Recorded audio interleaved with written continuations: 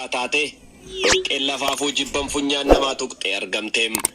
Haacaaluu Hundeessaas harka cubbamtootaan kunoo har'a qilleensa somba isaa lolee sagalee isaa kiilolee sanaanis wal oodee hargansuu fi dubbiirraa of qusatee calleensa filachuun cinaacha tokkoon ciiseeraam.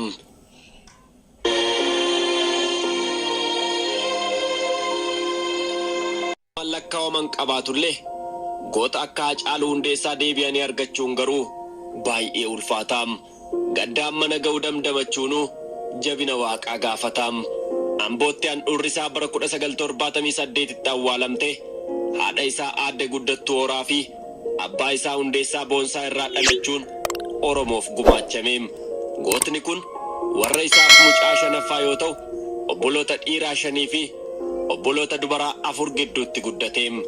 Haacaaluu Hundeessaa Boonsaa barnoota isaa kutaa 1ffaarraa eegalee hanga kutaa 12ffaatti iddoo handhuurri isaa itti awwaalamte lafa qabsoo Oromoof beenzila taate Niw Yoork Itoophiyaa Ambootti barateem. Haacaaluun beekaa jechoota filatee dubbatuu fi yoo yeroon jalaa dhume malee geerarsaaf walaloon harkaa dhumee jedhee kan hin beekne akaakayyuu isaa jala taa'uun mi'a Oromummaa akka muuxatetu dubbatamaafiim.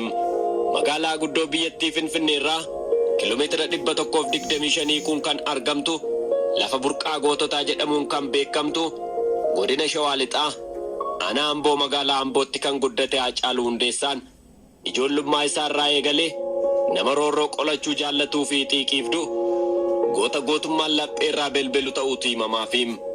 Ijoollummaa isaattuu Oromummaaf iddoo guddaa akka qabu kan dubbatamuuf gootni kun bara 1995 ammoo fuulduratti ba'ee Oromoo ani siif jira jechuu eegaleem. Yeroon kun yeroo dargaggummaa isaa barnootarra jiru tureem.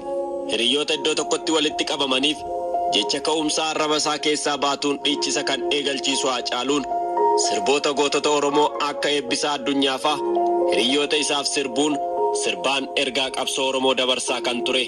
Boodarra ofiiyyuu artistii sagaleen kiilolee yoonni achi sagaleessu kan gurri namaa riqqifatu Oromoo qofa osoo hin taane warreen afaan Oromoo hin dhageenyeyyuu jaallatamummaa weellisaa kanaa dhugaa bahuum.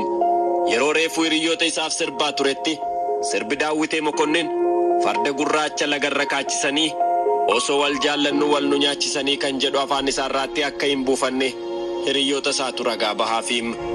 Bara 1995tti yeroo jalqaba waa'ee Oromoof isa keessa isaatii isa nyaatee garaa isaa quuqu bulgaafatu deebii isaa mootummaa wayyaaneetiin qabamee umurii 17tti gara mana hidhaatti darbatameem.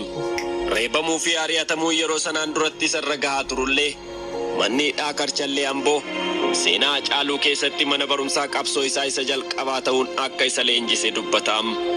Achii qabsaa'ota gameessa yeroo sana Oromummaan cubbuu ta'ee mana hidhaatti darbataman waliin wal arguun irruma caalaatti maalummaa Oromummaaf deebii akka argatee fi akkaataa qabsoo baratee akka ba'e himachaa tureeraam. Yeroo kanattis Oromoota carraa barnootaa dhorkamanii mana hidhaa keessatti dararaman yoo xiqqaate maqaama isaaniillee barreessuu danda'uu qabu jechuun mana hidhaa Karchallee keessa taa'uun barsiisaa akka ture himamaa fi gootni kun yeroo mana hidhaa turetti hiriyootaa fi maatiin isaa dhufanii isa jajjabeessaa akka turan yaadatee jecha abbaan isaa isatti himu ammoo akka galaatti fayyadamaa akka ture dubbataam. Innis abbaan koo maaloo mucaa kosin yaade yoomuma baata jedhee boo'ina boochisa osoo hin taane jabaadhu ilma koo manni hidhaa qoraasuma dhiiraatti jedhee jajjabinaa fi onnee natti horaa ture jechuun himataam. Namoonni yeroo sana Haacaaluu waliin mana hidhaa keessa turanis Haacaaluun sirba waa'ee Oromummaa fi jibba siyaasa yeroo sanaaf qabu akkasumas darara uummata Oromoo irra gahaa jiru yoo weellisuuf namuu ijaan imimmaan roobsaa akka dhaggeeffachaa turan dubbatuum.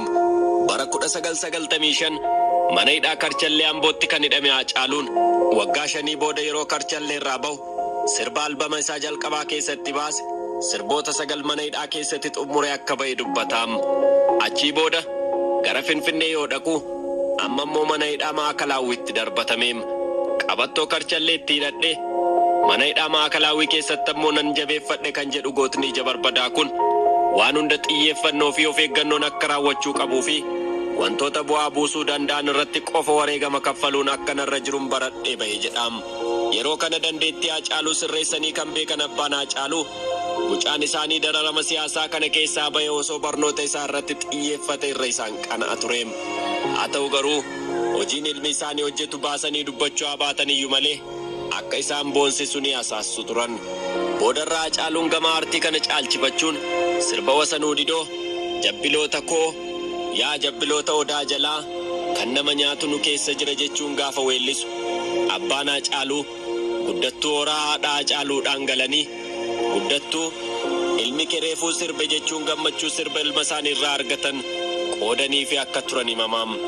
Weelluuwwan mimmiidhagoo albamaa hanga sirba qeenxeetti Oromoof weellisuun Oromoota qabsoof kakaasaa kan ture Haceen waggoota muraasaan dura maalan jira jechuun itti aansuun ammoo jirra jirra jechuun weelluu baay'ee miidhagaa ta'e gurra Oromoo qofa osoo hin taane onnee Oromoo saaquun ergaa yerichaaf malu dabarseeraam. Dhiyeenya kana artistaa Hacaaluu Hundeessaa sirba eessa jirta jedhuun dhufaa akka jiru Oromoo abdachiisee garuu kun har'a eessa buutee isaa dhabuun Oromoon gaddaan lapheen isaa cabee jechi nama jalaa badee amanuunis dadhabamee afaan qabanneerraam. Hacaaluun harkii hartuu galaafate kun har'a abbaa ilmaa wabii Hacaaluu Hundeessaa fi milkii Hacaaluu Hundeessaatiim. Hacaaluun jaalallee isaa waggaa 17 ol wal faana jiraatan waliin bultii ijaarratee ilmaan 2 kan argate waggoota 8 darban kana keessatti tureem. Hacaaluun sirba albama isaa jalqabaa oolmaa keetu ulfaatee waan ati naaf taate jechuun kan weelliseef haadha manaa isaa har'aa bu'aa bayii jaalalaa hunda faana dandamattee dabarte aadde Faantuu Damissoof akka ta'e ofumaa ragaa baheeraam.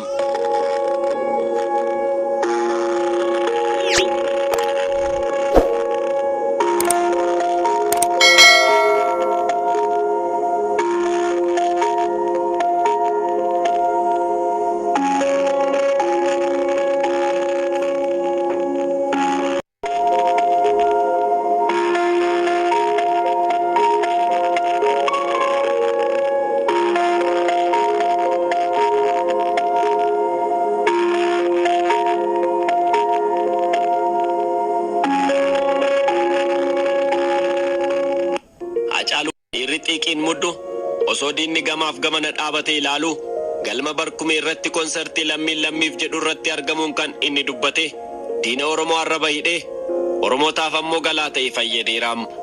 Oromoon otuu eessisaaf malu iddoo kam akka jiru ifa baasee kan dubbate 4 kiiloon eenyu dura Oromoof akka malu kan dubbate goota yoomuu onnee Oromoo keessaa hin baanedhaam. Artistaa Hacaaluu Hundeessaa Oromoof gaachana ittiin dhaadannaa yoo ta'u diinota Oromoof ammoo qocqocaa jalatti ta'ee boossisaam.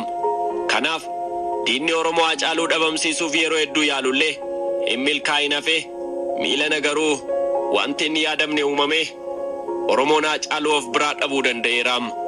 Hacaaluun gootni Oromoo kun addunyaa kanatti nagaa dhaammatus Hacaaluuwwan miiliyoonotni jiran kaayyoo isaa galmaan ni ga'uum. Qabsaa'aan duus qabsoon hin du'u, qabsaa'aan ni kufaa, qabsoon itti fufaam.